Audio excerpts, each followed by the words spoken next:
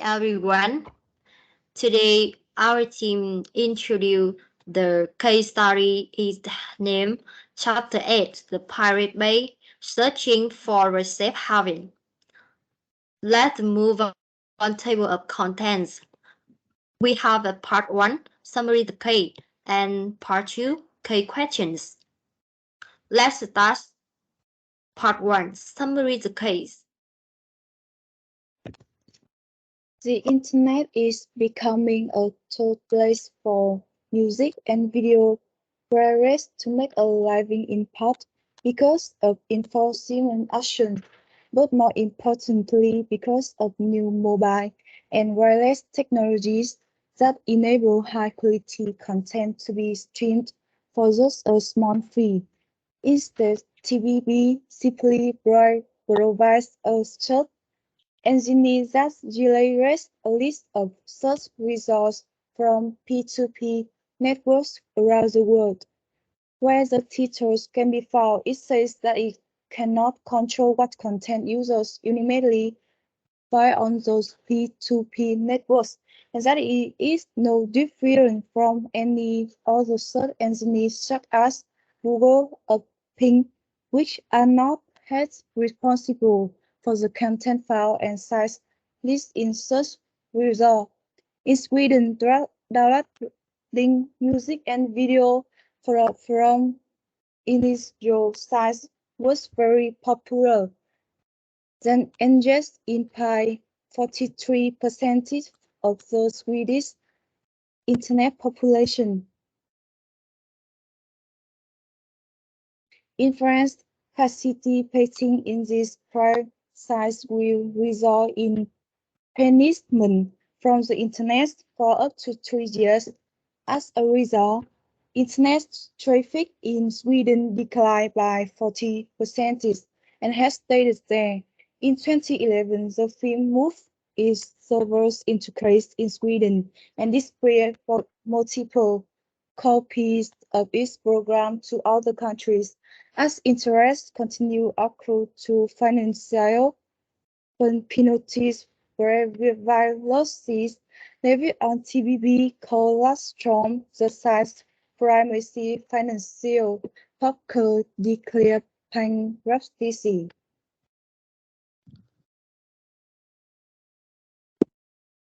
Even one of its original co-founders, Peterson, had recommended that the site shut down once and for all. In 2016, a Swedish court ruled that the state could confiscate its top-level Swedish domains. In response, the company moved back to its original. In 2016, several lesser file-sharing sites have voluntarily ceased operation, citing falling traffic and revenues and legal concerns. Although TPP recorded increases in site traffic after each of the closures, it's not a good sign for piracy sites in general.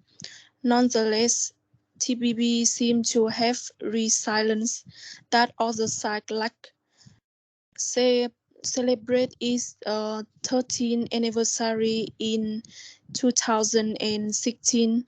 TPP returned to the top spot among sites of its kind in 2016 after a multi-year hiatus due to its leadership upheaval and frequent closure. TPP had also become the largest video streaming site in the world, thanks to a plugin that allowed users can stream pirated content directly from their browsers.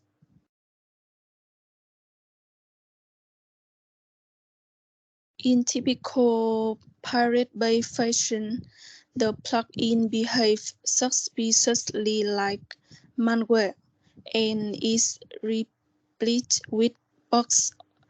But for users who are that set against paying for content, the arrival of streaming to TBB has been a welcome addition, though users also had to overcome many popular browsers, including Chrome and Firefox, blocking the Pirate Bay as manual. All of these services have since gone out of business. The music industry has had to drastically change its business model and decisively move toward streaming digital distribution platforms. They have made striking progress, and sales of music in a purely digital format now account for more revenue than sales of music in a physical. To accomplish this, the music industry have employed a number of different business models and online delivery platforms, including Apple's iTunes pay-per-download model, subscription models, and cloud-based streaming models. Consumers benefit by having near instant access to high quality music tracks and videos without the hassle of 2 software downloads. In 2015, traffic from the Pirate Bay and its cohorts accounted for 2.76% of internet traffic during peak hours, compared to 36.48% from Netflix alone.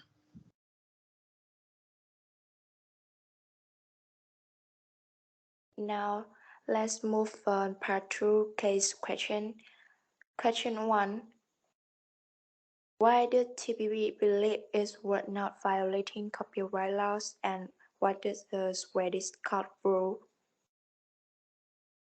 The Pirate Bay claims to be nothing more than a search engine that directs users to existing peer-to-peer networks that it does not control. It claims it has no control over what content users find on those P2P networks, and that is no different than any other search engine, such as Google or Bing, which are not held liable for the content found on sites displayed in search results. They further claim that they did not encourage, provoke, or facilitate illicit downloading, and that they did not break Swedish copyright laws. However, the first Swedish court in Stockholm declared the Pirate Bay for further guilty of violating Swedish copyright law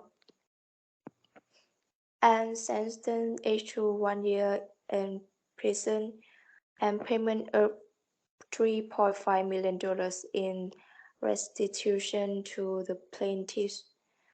All Swedish division of the major recovers. The court found that the defendants have incited copyright infringement by providing a website with no search function, easy uploading and storage possibility, and a tracker. The court also said that the five defendants have been aware of the fact that copyrighted material was shared with the Harvard website, and that the defendants were engaging in a commercial enterprise, the basic aim of which were encouraging visitors to violate the copyright of owners. In fact, the primary purpose of the Pirate Bay was to violate copyrights in order to make money for the owners. Question 2. How has TPP managed to continue operating despite being found in violation of copyright laws. In 2011, the company recalled its server to Chap8 in Sweden and distributed numerous copies of its software to other nations in case where the authority tried to seize them again. Apart from that, TPB's IP address changed regularly. Okay, the last question three.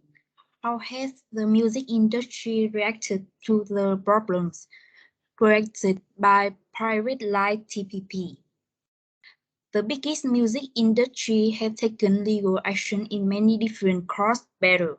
The music industry has had to drastically change its business model and decisively move towards streaming digital distribution platforms. They have made striking progress, and sales of music in a purely digital format now account for more revenue than sales of music in a physical format.